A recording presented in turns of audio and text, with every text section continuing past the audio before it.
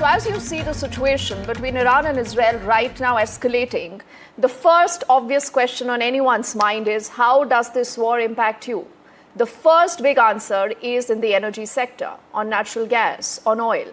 Now, back home here in India, you have the minister who's keeping a very close watch on this unfolding situation. The Union Minister Hardeep Puri is in conversation with NDTV and he's answering those questions. What will happen if there is an escalation? Could the oil prices increase? Do you need to worry? Answers to all that and much more.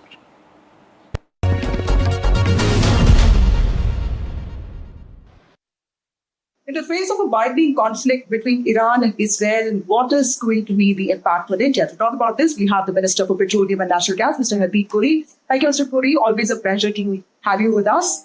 So in terms of energy needs of India, I will have diversified our energy source of announced India's, but how prepared are we when it comes to pricing, when it comes to our energy requirements, specifically with this conflict? Vasudha ji, I think you have succeeded in rolling many aspects, many dimensions of this issue into your question. How prepared are we? What will be the impact? We brought in prices and several others. First of all, let me start with the part which is more obvious. For a country which is dependent over 85% or 85% on the crude oil imports for its requirement, yes, the situation as it unfolds globally will impact us without a country which depends 50% on imports for our natural gas requirements equally will be impacted. But having said that, let me say two things. One is there is more oil available on the global market than at any point in recent history. Production, new product producers are coming on the market. I'm not referring just to Guyana, where it still has to come on stream, but a big find has been made. More suppliers in the Western Hemisphere. The United States is the largest producer, 13 million barrels they produce per day. They are going to add another 1.5 million barrels. Canada, Brazil, etc. So there's more oil coming on the market. Even if there were not to be the case, please recall that OPEC Plus and others had cut back production. It used to be 102 million barrels a day. They cut back 5 million barrels in order to limit the supplies available so that prices could be shored up. We have diversified our sources.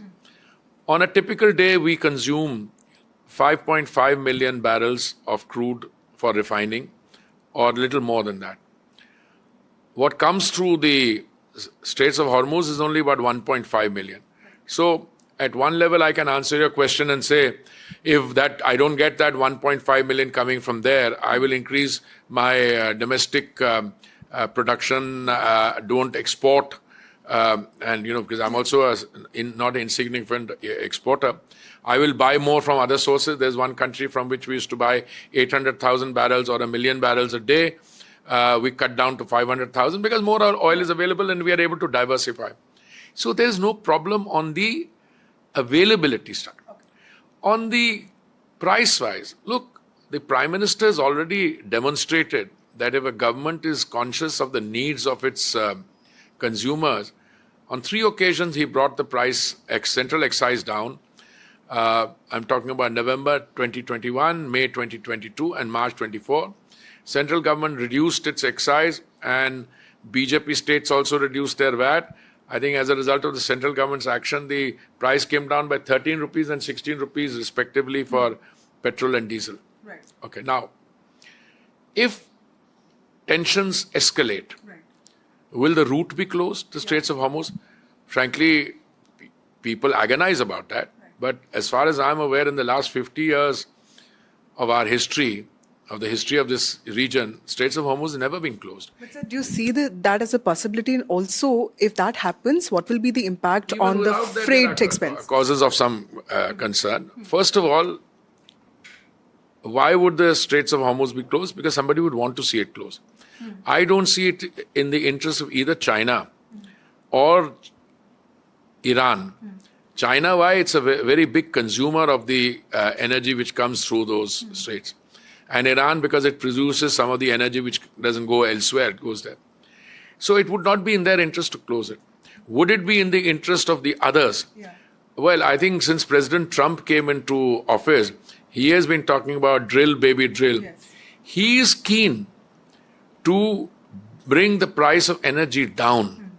And drill, baby, drill is intended not only to ensure that enough energy is available in the markets, but price is reasonable and inflation comes down. So I'm not convinced that the United States would want that either. Other players, it doesn't really matter. If Iran doesn't want it, I don't see anybody. They will hit each other's oil installations. Hopefully that will be localized damage. Right. But even without the Straits of Hormuz being closed, the fact of the matter is insurance rates have gone up. Yes. Insurance rates going up means there will be some additional cost, because how do you calculate the price of petrol or diesel at the bunk? And in India, 67 million people, 6 crores, 70 lakhs people go to the petrol station for different forms of energy, petrol, diesel, CNG, etc. Right. It's the cost of production of a barrel outside, the cost of insurance, cost of freight. Yes, it stands to reason if any supply route is closed and you have to reroute your supplies, then the cost of freight would go up. Yes. Okay. Cost of insurance, as I said, is go up because insurance companies will would like to, cover their risk. So far, merchant shipping has not been hit. I knew during the Houthis attacks on the Red Sea, that used to happen. It's not happening now. But all said and done, price of oil has remained within that 70-75 region. Okay. And even prior to this, it was there. Right. It's only that little while after the Trump, this thing came down to 65. Now it's gone from 65 to 63 was the lowest to 76. So, price has gone from 60. No, price has not gone up from 63 to 76. Price has recovered to where it was earlier, prior to that phase. Yeah. So, in layman terms, is there anything that the common Indian needs to worry about when it comes to fuel prices? Do you see that going up in some times? The common Indian, I don't know who the common Indian is, all of us, should be very conscious of the fact that this is a prime minister who, if at all he brings prices down, he doesn't take them up. I mean, on 3 occasions, as I said, November 21, May 22, and March 24, he brought the central excise duty down.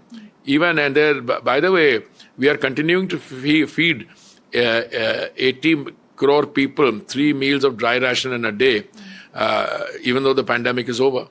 So I don't think that should be a matter of concern to a common Indian.